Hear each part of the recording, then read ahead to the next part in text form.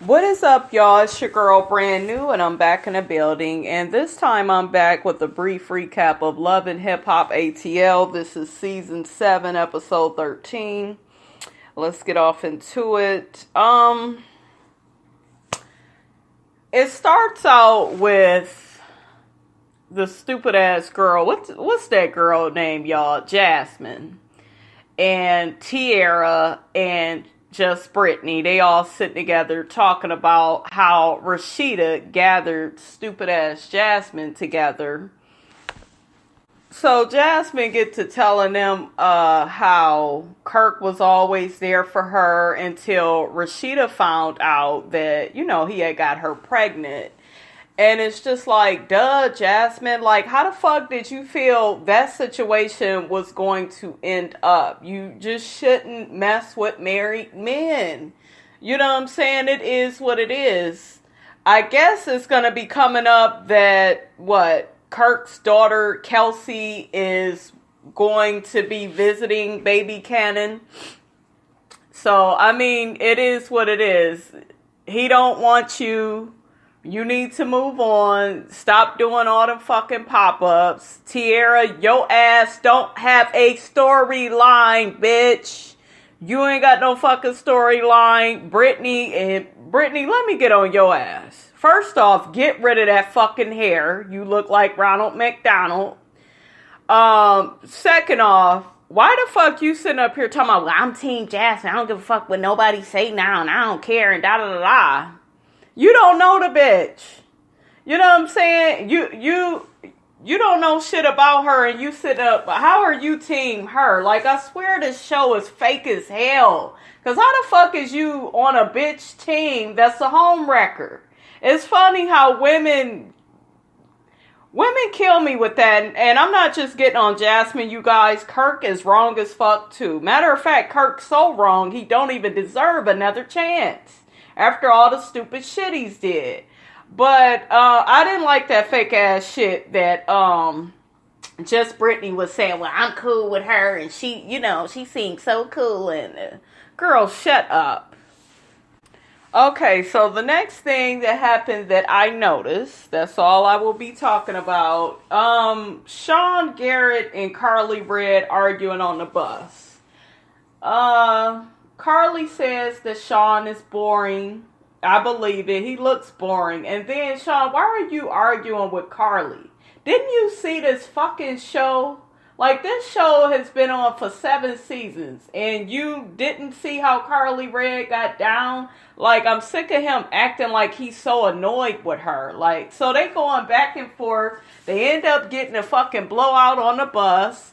And while they're waiting for their other bus, they all in the parking lot just acting a fool, pushing each other on carts. Mimi and her girlfriend pushing each other on carts. Karlie on Jock's back. It looked like they really had a really good time. Really briefly, I was supposed to do a video on this, but since these people are on the show, I will talk about it right now really quick. So I'm sure you guys have heard about the whole Stevie J and Erica Mena situation. I feel like it's fucked up. It's going to go down at the reunion between the two of them. Erica, you shouldn't even be on this show. And I kind of feel like this is Stevie J's show. And I just kind of feel like, Erica, if anybody should go, it should be you. I can't even believe I'm taking his side. It is not right, you guys, if he put his hands on her. That's not what I'm saying. But what I'm saying is, Erica, you have a way of provoking people and jumping into shit that ain't got shit to do with you. I will be waiting to the reunion, to see how everything plays out. But I did catch that video that Erica made. And, she said Stevie had called her son gay. That was fucked up, Stevie. You ain't have to do that. But I just feel like, Erica, you are the one that don't even fit on this show. You and Estellita. And Estellita, I'm going to get on your ass in a little bit. Tokyo, shout out to you for calling Karlie Red out. I know I got on your ass that last video, but you deserved it. But I do like you calling out Karlie for being fake and phony. Karlie, you are being fake and phony. Because you know the only motherfucking reason that you all on Jock's tip, look, I won't say the other word, you all on Jock is because you trying to make Sean Garrett jealous. That's the only fucking reason. You claim you don't even care about Sean like that and he's boring. But yeah, you using Jock to do that. It's just like, come up with something else. It seems like she does this to like everybody she gets with, you guys. Wasn't she was with Caesar off of Black Ink too. Like, damn. Not cause Caesar's ugly. Caesar's not ugly to me, but Karlie, you done been with every fucking body. Damn, you started out with Benzino. That's where it all started for you. And then Life and all these other motherfuckers, any motherfucker that's in the music business. Okay, so they all sitting down and they all eating. And the shit gets started with Tokyo telling Rashida, you know, she's sorry, you know, she couldn't make it to the press grand opening or whatever. And Rashida was like, well, yeah, why didn't you come? And Tokyo was like, I had a mishap. And then Spice was like, I had a mishap. Spice, let her tell her motherfucking story. I fuck with you, Spice, but you need to learn, you older than Tokyo. And this whole fucking episode, you sitting up here jumping into the conversation. Let this woman say what happened out of her own words. You have nothing to do with anything. Yes, y'all got into it, but she was saying it in a respectful way. She said y'all had a mishap, you know? So I don't know what the fuck you sowing your feelings for. So anyways, that provoked Spice, and next thing I know, her and Tokyo, they going back and forth arguing over what happened, and Spice said that Tokyo called her a bitch.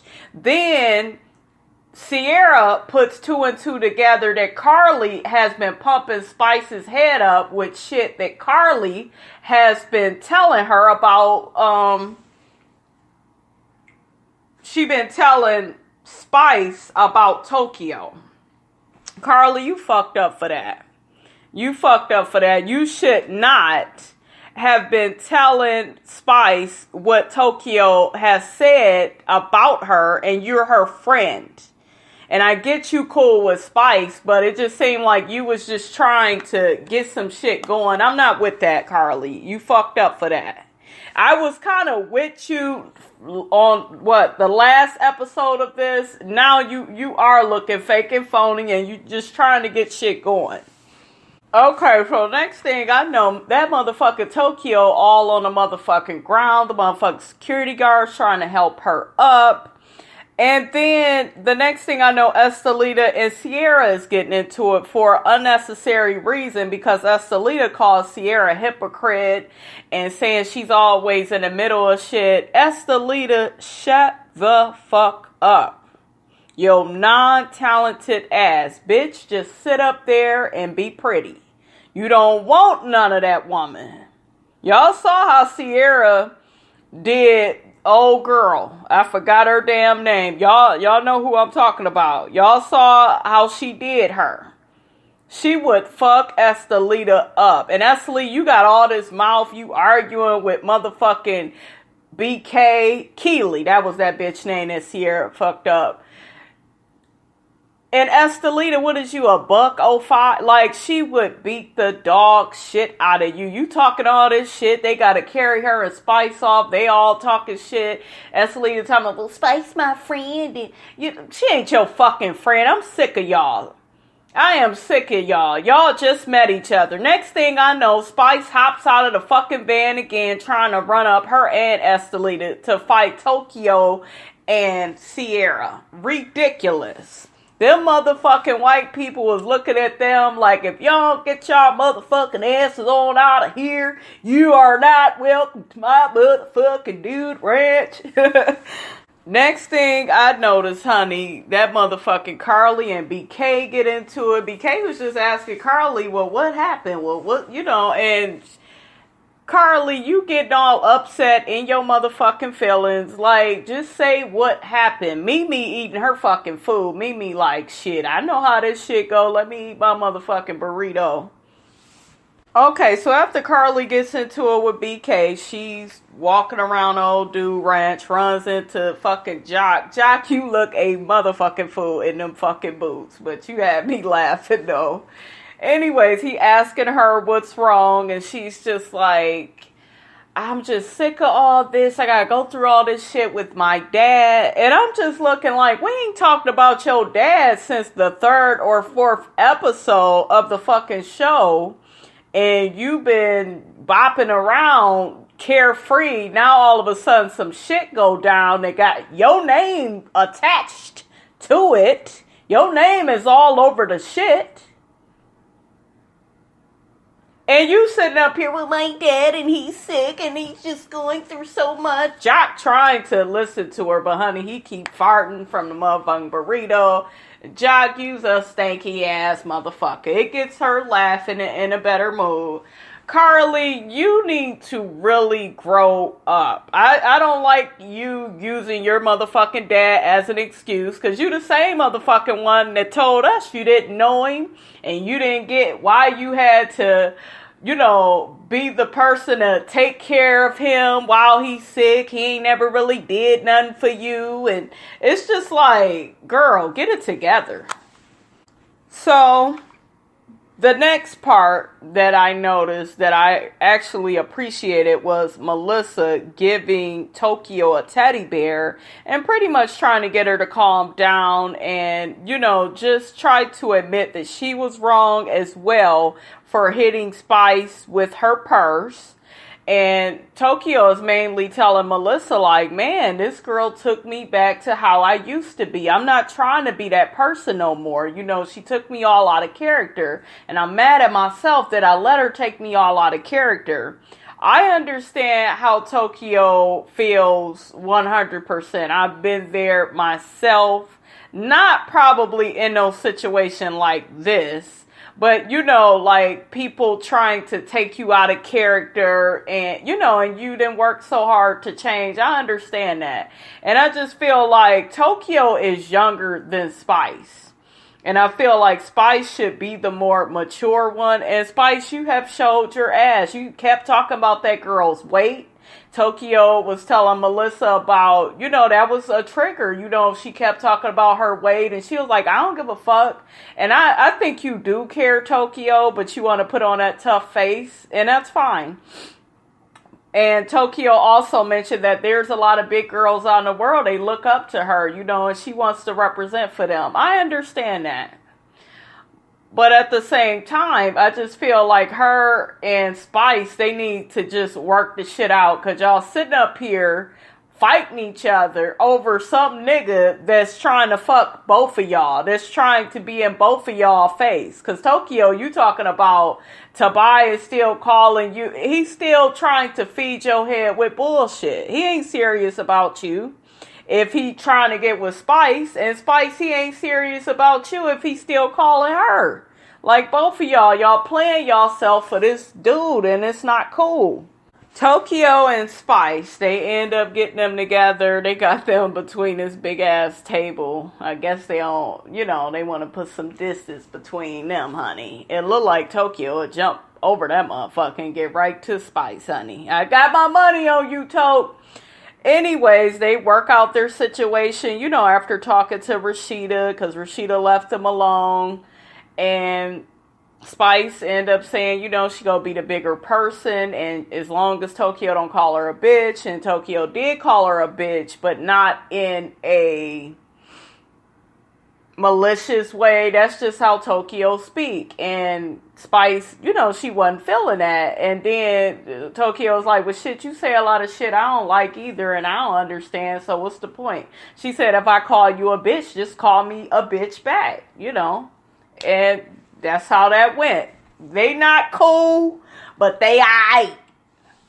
Okay, so last but not least, they all around the campfire, and Rashida is trying to get some clarity between what went on between Sierra and Estellita. Sierra goes to try to explain the situation. Estellita interrupts, and Sierra was like, you know what, just go ahead and explain the situation. And Estellita just pretty much said that, well, you know, Sierra wanted to know why I call her a hypocrite, and I said she's a hypocrite because she always jumping in the middle. Estellita, you sound stupid. When she jumped in to the Karlie situation, she's Karlie's friend. So she's going to help Karlie out. That happened last year. She is Tokyo's friend. So of course she's going to say something. The same way you claim you Spice's friend, you idiot. Like, you're just a pretty face. You're not smart. And I hope you're not trying to take Jocelyn's, I hope you're not trying to take over Jocelyn's little role in this show, because you're doing a horrible job. Horrible. I don't even like Jocelyn like that, but she way more entertaining than you. Hell, Jocelyn is more talented than you. At least she believes in herself when she on that fucking stage. She delusional, but she believes her own lies. So, I mean, as long as it works, you know, fake it till you make it. But Estellita, you ain't got no reason to have no beef with Sierra. She gonna beat your motherfucking ass, and then you go get it. And I think Sierra is gonna end up popping her. I think so, because she like, bitch, you just keep talking out of turn. And Sierra was like, the only reason why you got that cheap shot in is because Estellita tried to say, well, you could get popped again. Estellita, if that security wasn't there, she'll beat the shit out your ass on sight, and you know that. So you need to shut your scary ass up, because you know you is not about that life. Anyways, y'all, that is my brief recap of Love and Hip Hop ATL. Don't forget to like, comment, and subscribe. It is your girl, Brand New, and I am out.